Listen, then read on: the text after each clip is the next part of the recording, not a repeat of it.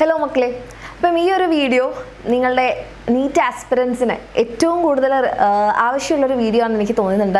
കാരണം നിങ്ങൾ ചിലപ്പോൾ നീറ്റ് റിപ്പീറ്റ് ചെയ്യുന്ന ആളായിരിക്കാം, അല്ലെങ്കിൽ നീറ്റ് എക്സാമിന് വേണ്ടിയിട്ട് ലാസ്റ്റായിട്ട് നെക്സ്റ്റ് ഇയർ നീറ്റ് എക്സാം എഴുതാൻ പോകുന്ന +2 പഠിക്കുന്ന നീറ്റ് ആസ്പിറൻ്റ് ആയിരിക്കാം, അല്ലെങ്കിൽ +1 മക്കളായിരിക്കാം, അല്ലെങ്കിൽ നിങ്ങൾ സൂപ്പർ റിപ്പീറ്റേഴ്സ് ആയിരിക്കാം, അല്ലേ, അപ്പോൾ അല്ലെങ്കിൽ റിപ്പീറ്റേഴ്സ് ആയിരിക്കാം, എന്തോ ആയിക്കോട്ടെ. പക്ഷേ നിങ്ങളുടെ ലൈഫിൽ ഒരിക്കലെങ്കിലും നിങ്ങൾക്ക് മോക്ക് ടെസ്റ്റിൽ മാർക്ക് കുറഞ്ഞിട്ടുണ്ടെങ്കിൽ, ഓക്കെ, അതായത് മാർക്ക് കുറയുന്ന സമയത്ത് നമുക്ക് ചിലപ്പോൾ തോന്നാറുണ്ട്, ഓ ഇതെനിക്ക് പറ്റില്ല. അതായത് നമ്മൾ അത്രയും പഠിച്ച് നല്ല കോൺഫിഡൻ്റ് ആയിട്ടുള്ള ഒരു എക്സാം എഴുതിയിട്ട് നമുക്ക് നമ്മുടെ നീറ്റ് സ്കോർ വളരെ ലോ ആയിട്ട് വരികയാണ്. അപ്പോൾ നമുക്ക് തോന്നുകയാണ്, അയ്യോ ഞാൻ ഇത്ര കഷ്ടപ്പെട്ട് പഠിച്ചിട്ടും എനിക്ക് എന്താണ് ലോ മാർക്സ് വന്നത്. അങ്ങനെ കിട്ടിയെന്നൊരു തോന്നലിലേക്ക് നിങ്ങൾ എത്തുമ്പം നിങ്ങൾ മനസ്സിലാക്കണം, നിങ്ങളുടെ ലോ മാർക്സ് എന്ന് പറയുന്നത് നിങ്ങളതൊരു മോട്ടിവേഷനാണ്, അല്ലെങ്കിൽ നിങ്ങൾക്കതൊരു ഫ്ലാഷ് ലൈറ്റ് ആണ്.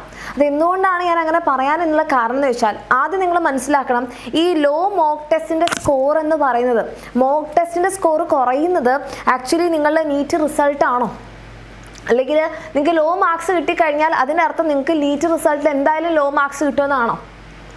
അല്ല. നിങ്ങൾ ഈ മോക്ക് ടെസ്റ്റിന് എഴുതുന്ന ഈ ക്വസ്റ്റ്യൻസ് അല്ല നിങ്ങളുടെ നീറ്റ് എക്സാമിന് നിങ്ങൾക്ക് ഉണ്ടാവുക, ആണോ? ഒരിക്കലല്ല.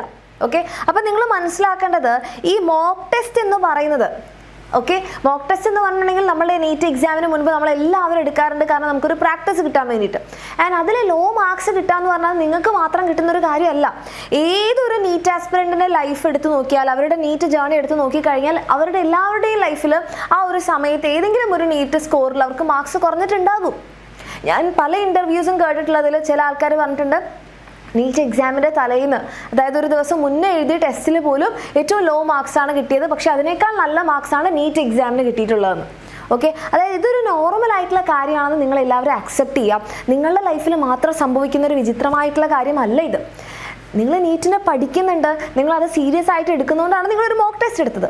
ഓക്കെ, അപ്പോൾ എന്തുകൊണ്ടാണ് നിങ്ങൾക്ക് ലോ മാർക്സ് കിട്ടുന്നത്? അപ്പോൾ നമ്മളത് അനലൈസ് ചെയ്യണം. അല്ലാതെ എനിക്ക് ലോ മാർക്സ് ആണ് കിട്ടുന്നത്, ഇത് എല്ലാവരുടെയും ലൈഫിൽ സംഭവിക്കുന്നതാണ്, ഇത് നോർമലാക്കി കാണാം, അങ്ങനെയല്ല മിസ് ഉദ്ദേശിച്ചത്. നിങ്ങൾക്ക് ലോ മാർക്സ് കിട്ടുന്നുണ്ടെങ്കിൽ നിങ്ങൾ മനസ്സിലാക്കുക, എവിടെയോ എന്തൊക്കെയോ പ്രശ്നങ്ങളുണ്ട്. നമ്മൾ എന്ത് ചെയ്യണം? അത് മാറ്റണം.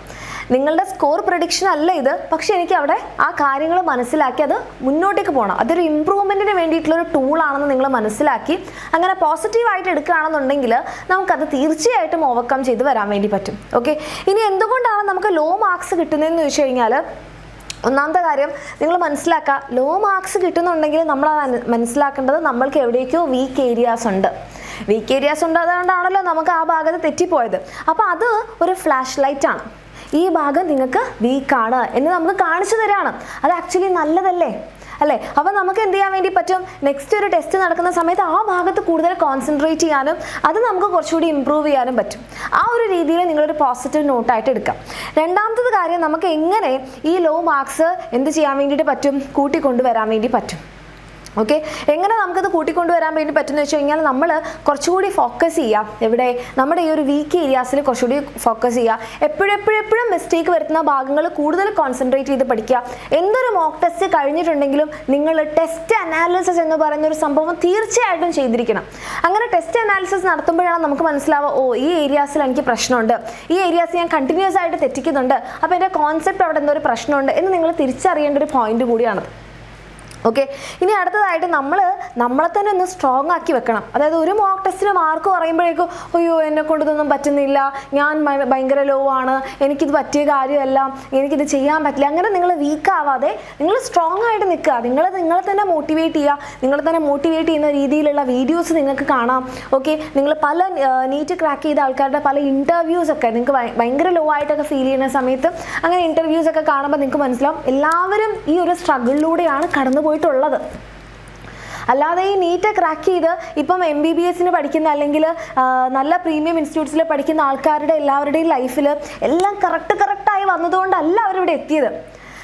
പല സിറ്റുവേഷൻസ് വന്നപ്പോഴും ഗിവ് അപ്പ് ചെയ്യാതെ മുന്നോട്ട് പോയവർ, അതായത് എന്ത് മിസ്റ്റേക്ക് വന്നപ്പോഴും, ലോ ഫീൽ ആയപ്പോഴും, ലോ മാർക്സ് വന്നപ്പോഴും അതിനെ ഓവർകം ചെയ്യാനുള്ള കാര്യങ്ങൾ നോക്കി ചെയ്ത് അത് ഇമ്പ്രൂവ് ചെയ്ത ആൾക്കാരാണ് നിങ്ങളിപ്പോൾ കാണുന്ന സക്സസ്ഫുൾ ആയിട്ടുള്ള ആൾക്കാർ. അപ്പം നിങ്ങൾക്കും തീർച്ചയായിട്ടും അങ്ങനെ ആവാൻ പറ്റും. നമ്മുടെ ലൈഫിലൊരു നെഗറ്റീവ് സിറ്റുവേഷൻ വരുമ്പോൾ അതിനെ പോസിറ്റീവാക്കി മാറ്റാൻ വേണ്ടിയിട്ട് നോക്കാം. അല്ലാതെ എനിക്കിതിങ്ങനെയാണ്, എനിക്കിതിങ്ങനെ പറ്റും, അങ്ങനെ എൻ്റെ മക്കൾ ചിന്തിക്കാതിരിക്കാം. അപ്പോൾ ഈ കാര്യങ്ങളൊന്ന് ചെക്ക് ചെയ്യുക. ലോ മാർക്സ് വരുന്ന സമയത്ത് ടെൻഷൻ അടിക്കേണ്ട കാര്യമില്ല, നെഗറ്റീവ് ആവേണ്ട കാര്യമില്ല, സ്വയം കുറ്റപ്പെടുത്തേണ്ട ആവശ്യമില്ല.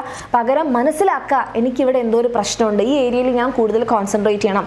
അങ്ങനെ ഓരോ ടെസ്റ്റും നിങ്ങളുടെ ഒരു ഇമ്പ്രൂവ്മെൻറ്റ് ടൂളാക്കി നിങ്ങൾ എടുക്കുകയാണെങ്കിൽ തീർച്ചയായിട്ടും നിങ്ങൾക്ക് അതിൻ്റെ റിസൾട്ട് ഉണ്ടാകും. അപ്പോൾ ഈ ഒരു രീതിയിൽ നിങ്ങൾ ചെയ്തു നോക്കുക. ഇത് നിങ്ങൾക്ക് കുറച്ചെങ്കിലും ഒരു പോസിറ്റിവിറ്റി തരാൻ പറ്റിയിട്ടുണ്ട് എന്ന് ഞാൻ കരുതുന്നു. Okay, thank you so much. നമുക്ക് നെക്സ്റ്റ് വീഡിയോയിൽ കാണാം.